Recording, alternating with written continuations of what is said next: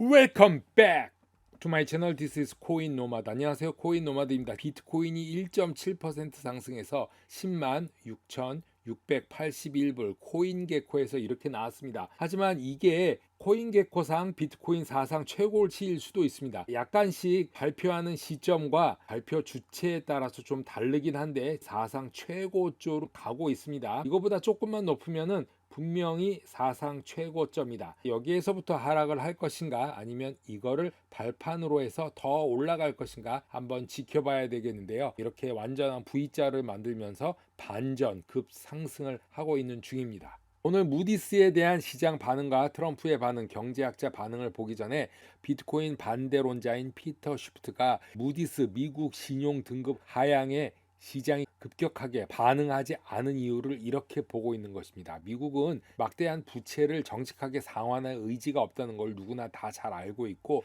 결국에 디폴트, 채무 불이행이든 인플레이션이든 둘 중에 하나는 피할 수 없을 것이다 라고 말하면서 신용 등급이란 현재의 본질적인 경제 현실을 반영하는 것이 아니고 정치적 성격을 나타내는 강한 지표일 뿐이다라고 일축을 했습니다. 그러면 오늘 무디스가 미국 신용 등급을 강등한 것이 얼마나 큰 일인가를 한번 보겠습니다. 이것은 탈달러의 결과로 볼 수 있는데 미국 국채 금리가 오르기 시작했다는 것입니다. 미국 국채 금리가 오르는 게 이게 가장 중요한 건데 그 원인은 미국 탈달러 신용 등급 강등 이런 것들이 도미노처럼 다가오기 있기 때문입니다. 신용 등급 강등보다 더 위험한 것이라고 경제 학자들은 말합니다. 미국 국채 금리가 그렇게 중요한 것인데 그럼 이제 마지막 남은 것은 금리 인하뿐이 없는데 그것도 일시적일 수 있다라는 주장들이 전부터 경제학자들 사이에 나오고 있습니다. 하지만 그 전에 여러 가지 과정들이 기다리고 있습니다. 미국은 이제 공식적으로 더 이상 최고의 국가 신용 등급이 아니고 한 단계 내려왔죠. 피치와 S&P는 이미 미국 신용 등급을 강등했고 무디스만 남았는데 결국 무디스도 무너졌습니다. 주된 이유는 부채가 이미 36조 달러를 넘었다는 걸 인정한 것이고 적자 관리가 안 된다는 것입니다. 트럼프가 밀고 있는 빅 뷰티풀 법안이라는 게 있는데 세금을 줄이고 지출을 줄이지 않는다는 법안인데 그 차익은 어떻게 할 것이냐. 결국 빚을 내서 또 메꾼다는 것인데 이게 최대로 5조 2조 달러가 추가될 수 있다고 합니다. 실제로 이것은 채권 시장에서 8월 만기 미국 국채 금리가 오르게 한 시초가 될 수도 있는 건데 미국은 8월 위기설이 나오고 있습니다. 이것 때문인데 지금 비상조치로 연명 중인 미국 경제가 7월까지 부채 한도를 늘리지 못하면 또 8월에 현금이 고갈되는 사태가 나올 수 있다는 것인데요. 백악관은 이러한 견해를 내놓는 무디스를 향해서 정치적 결정을 하지 마라 라고 경고를 했고 무디스의 경제학자 마크 잔디를 트럼프 측에서 지속적으로 공격하고 있다고 합니다. 미국 정부가 2008년도 금융위기를 막기 위해서 금융기관 자본 요건을 완화하기 위한 은행 규제 완화를 발표 준비 중이라고 했습니다. 지금까지 들어본 이야기 중에서 가장 멍청한 뉴스 같은데 근본적인 해결이 아니고 땜질을 당당하게 하자는 것입니다. 파이낸셜 타임즈가 트럼프가 미국 은행 자본 준비금에 대한 보완적 레버리지 비율 인하를 발표 준비 중이라고 한 것 때문인데요. 이유는 2008년도 금융위기를 재발 방지하기 위해서 2014년대 만들어진 바젤 3의 일환으로 이 규정들이 시장 금융 산업에 저해한다고 본 것입니다. 이 옆에 있는 파월은 3개월 전에 나왔던 뉴스인데 파월 역시 트럼프 말에 동조했었습니다. 미국 국채 시장을 지원하는데 강력하게 도움이 된다라고 했는데 하지만 피터슨 국제경제연구소 니콜라 베롱은 인터뷰에서 이런 말을 했습니다. 미국 은행의 위험과 달러와의 역할, 경제 방향을 고려할 때 지금은 이런 것들을 할 때가 아니다. 단호히 경고했습니다. 레버리지 비율을 낮게 해서 금융위기를 막는다. 이게 과연 될 것인가?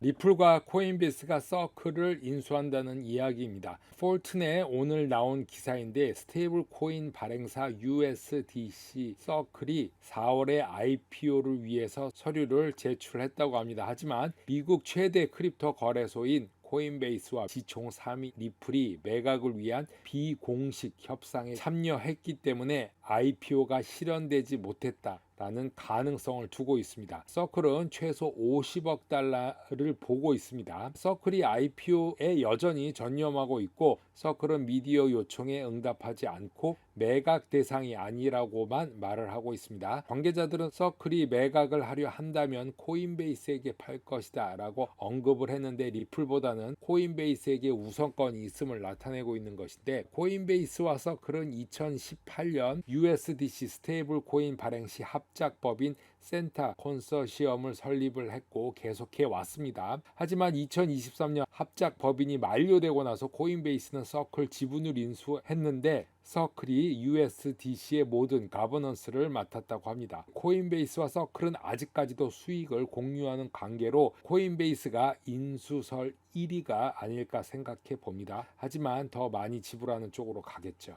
헤지펀드 전설로 알려진 스티븐 코엔도 미국 경제가 긍정적 발전을 했음에도 불구하고 경기 위축기에 접어들 가능성을 45% 본다. CNBC 인터뷰에서 말했습니다. 거의 인정한 발언인데 아직 경기 침체는 아니지만 성장이 둔화되고 있는 것은 사실이다 라고 말하면서 2026년에는 1.5% 성장할 것으로 보고 이 수치는 생각보다 굉장한 거지만 엄청난 것은 아니다 라고 발언을 했습니다. 이 발언을 보기 위해서 1947년부터 올해까지를 보면은 평균 성장이 3.2% 정도로 보고 있습니다. 그러니 1.5%는 평균 3.2의 반토막도 안 되는 것을 얘기한 거니까 이 수치는 생각보다 굉장하지만 엄청난 것은 아니다 라고 말했던 게 이해는 갑니다. 코엔은 지금 미국 주식시장의 반전은 특이한 일이다 라고 말했습니다. 최근에 미국 주식시장이 반등한 것은 헤지펀드들도 많이 놓쳤다고 합니다. 그만큼 예상 밖이었다. 더 하락해야지 되는 거였는데 상승했다는 얘기입니다. 코엔은 앞으로 몇 달 안에 미국 주식시장이 15% 빠질 가능성이 있고